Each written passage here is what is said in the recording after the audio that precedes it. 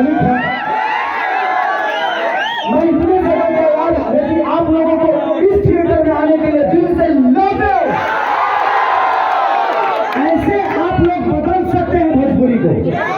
आज साउथ के लोग हर वो व्यक्ति अपने घर से निकलकर अपने भाषा को बड़ा कर दिया। ऐसे ही फैसला रखना है उन सबको।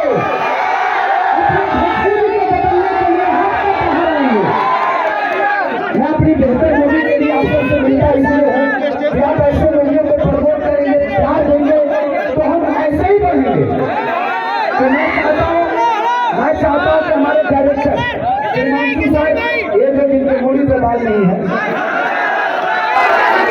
हमारी सिनेमा अपना बेटी के साथ देखने वाली।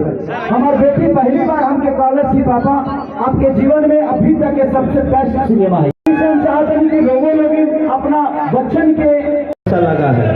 हमारे डायरेक्टर साहब हिमांशु जी, मैं बहुत पहले आया था साजन चले ससुराल के लिए इस सिनेमा हॉल में, और उसके डायरेक्टर भी वही थे।